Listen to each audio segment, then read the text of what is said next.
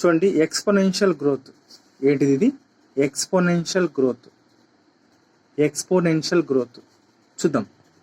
ఈ exponential growth దేని గురించి చెప్తుంది? ఎక్కువ ఆహారము మరియు స్థలం గురించి, ఫుడ్ స్థలం గురించి ఎక్కువ చెప్తుంది అన్నమాట ఇది.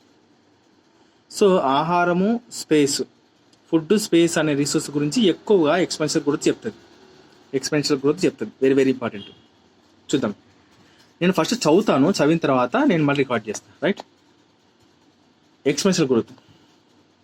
Resource, food and space availability, అంటే resource availability is essentially for the unhindered growth of population. Resource availability is essentially for the unhidden growth of population. మనకు కనపడని జనాభా పెరుగుదల దేని వల్ల జరుగుతుందంటే మనకున్న రిసోర్సెస్, ఫుడ్, స్పేస్ ఎక్కువ ఉండడం వల్ల పాపులేషన్ గ్రోత్ అనేది, కనపడని పాపులేషన్ గ్రోత్ పెరుగుతుందని చెప్తున్నాడు.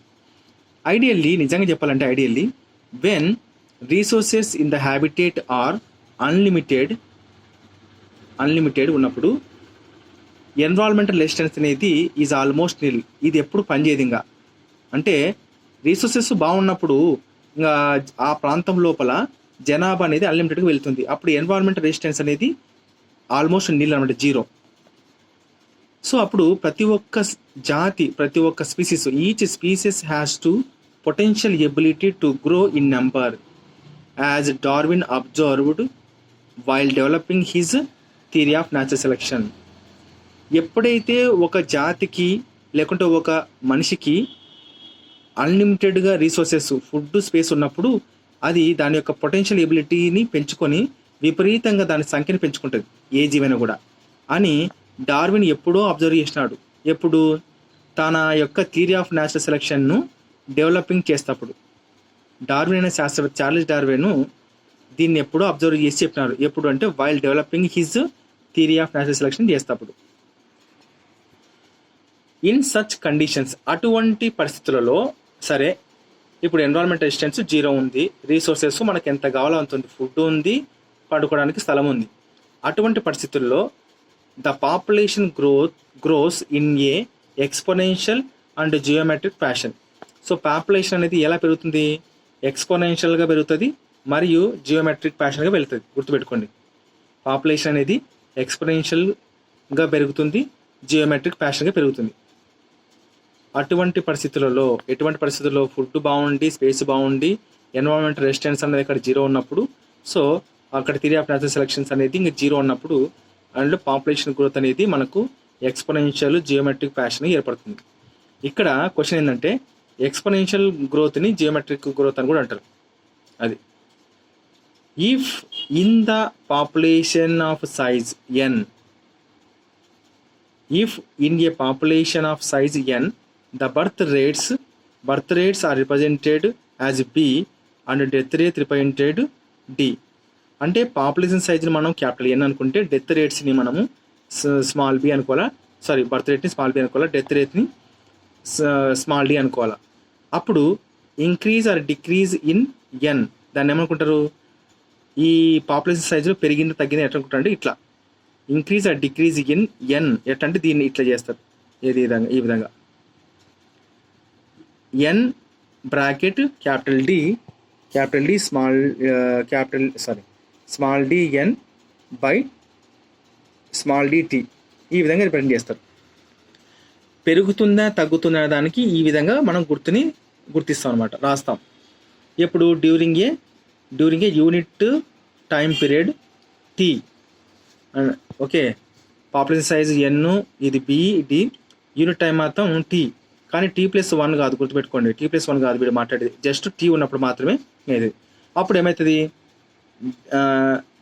dn by dt is equal to b minus d is equal to n. అప్పుడు ఈ b మైనస్ dని r అనుకుంటే dn by dt is equal to rn అన్నారా లేదా? ఇది ఫామ్ అవుతుంది. నేను పెన్ చదువుతప్పుడు ఒకటి మర్చిపోయినాను. బర్త్ రేట్స్ నాట్ టోటల్ నెంబర్కి క్యాల్కులేషన్ చేయరు. బట్ పర్ క్యాపిటా పర్ క్యాపిటాతో క్యాల్కులేషన్ చేస్తారు. మొత్తం టోటల్ నెంబర్కి చేయరు, బట్ పర్ క్యాపిటా బర్త్ మీద చేస్తారు అది. సో ఇక్కడ కూడా అంతే, again per capita death rate. Per capita అంటే ఒక మనిషిని బట్టి చేస్తారు అన్నమాట. ఇది ఎక్స్పోనెన్షియల్ గ్రోత్లో, నాట్ ఏ టోటల్ నెంబర్. గుర్తుపెట్టుకోండి, ఇది మనం కన్ఫ్యూజ్ అవుతాం. స్టేట్మెంట్ ఇచ్చినప్పుడు నాట్ టోటల్ నెంబర్ కాదు ఉపయోగించేది, పర్ క్యాపిటా బర్త్స్కి పర్ క్యాపిటల్ డెత్కి ఈ రెండింటికి ఉపయోగిస్తారు, టోటల్ నెంబర్ కాదు. మనం ఆల్రెడీ మాట్లాడుకున్నాం ఇవన్నీ, టోటల్ నెంబర్ అంటే ఏందో మాట్లాడుకున్నాం, నాట్ టోటల్ నెంబర్ అంటే. చూడండి ఇక్కడ ఈక్వేషన్, రైట్.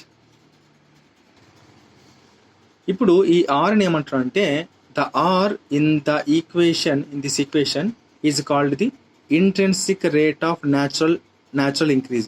అంటే మనం ఎవరో పెంచింది కాదు, న్యాచురల్ ఇంక్రీజ్, ప్రకృతే పెంచిందని.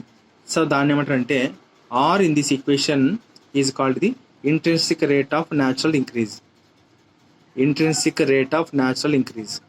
And R is very important parameter chosen for assessing impact of any biotic and abiotic factor on population growth.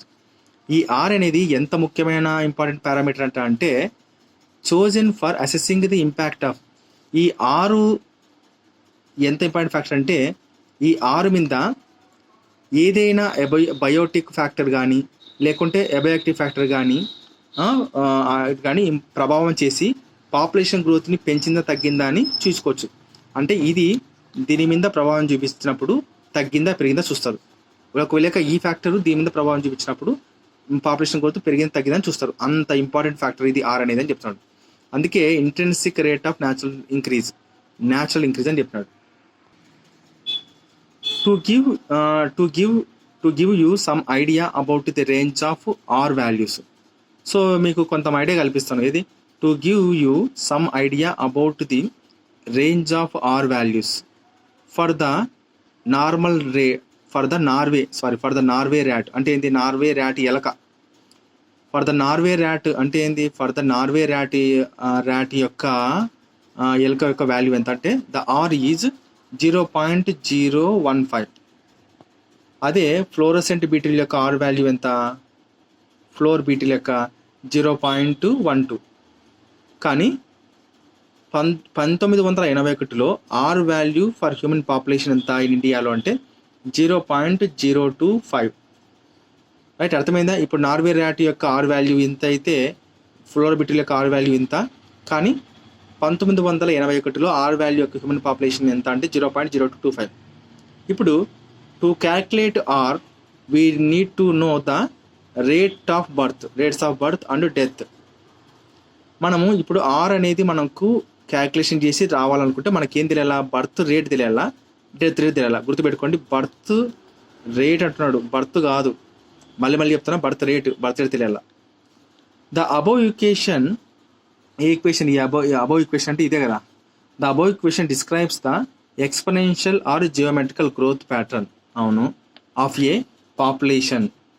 C in figure and results in a J shape వచ్చిందా? ఇది చూడండి ఎట్లా వచ్చింది, జే షేప్ వచ్చిందా? ఇది exponential, చూడండి ఇది ఎక్స్పోనెన్షియల్ కొడితే ఇది జే షేప్ అంటే ఇలా వచ్చిందా లేదా? J shape curve. When we plot N in relation to time. When we plot N in relation to time.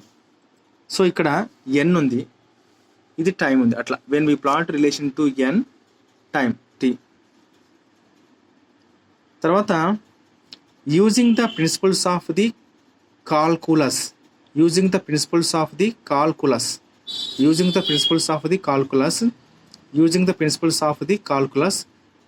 we can derive the integral form of the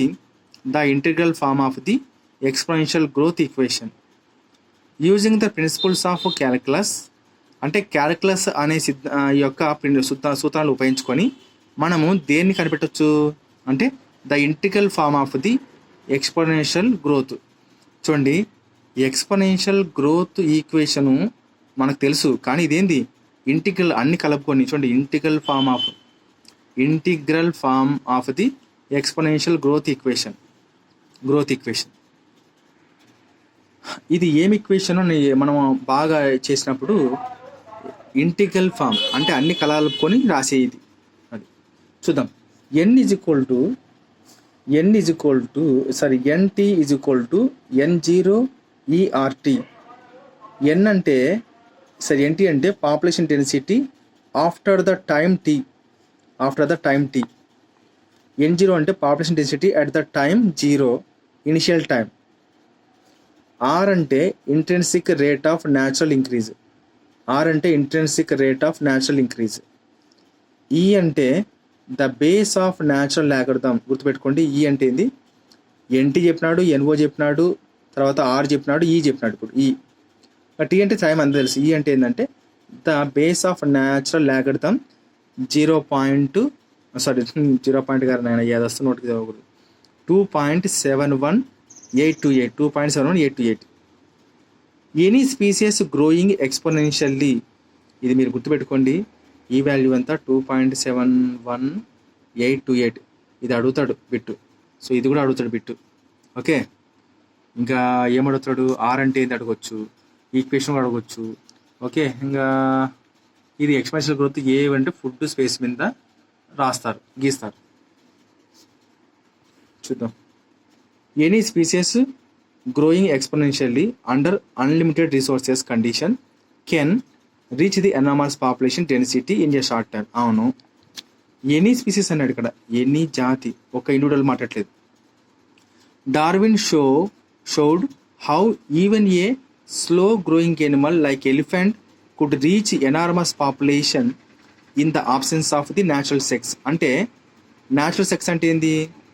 ఎన్వాల్మెంటల్ resistance గాన is almost 0 ఉంటే, అంటే దానికి ఇంకా ప్రకృతి వల్ల ఎటువంటి దాని యొక్క పిల్లలు చనిపోకోకుండా బతుకుంటే మనము సంవత్సరానికి ఒక పిల్ల పుట్టే స్లో గ్రోయింగ్ ఎలిఫెంట్ లాంటిది కూడా తన యొక్క జీవితకాలంలో ఎనార్మస్ నెంబర్ ఆఫ్ ది పిల్లల్ని పుట్టిస్తుంది. ఎప్పుడు? In the absence of natural checks. అంటే ఏంది? ప్రకృతి ద్వారా విపత్తులు లేకోకుండా పుట్టినట్టు ఉంటే దాన్ని ఏమంటారు? Natural sex. ఇలా లేకుంటే మామూలుగా స్లో గ్రోయింగ్ ఎనిమల్ కూడా ఎంతో ఎనార్మస్ పిల్లల్ని పుట్టిస్తారని డార్విన్ చెప్పినాడు. నేను చదివినా కానీ నాకు ఎక్కడ తగలలే మరి ఆ సెంటెన్స్. ఇది కొత్తగా ఉంది ఇక్కడ. రైట్, మీకు అర్థమైంది అనుకుంటా ఇప్పుడు. రైట్, సో ఇంతటితో మనకు ఎక్స్పోనెన్షియల్ గ్రోత్ కంప్లీట్ అయిపోయింది.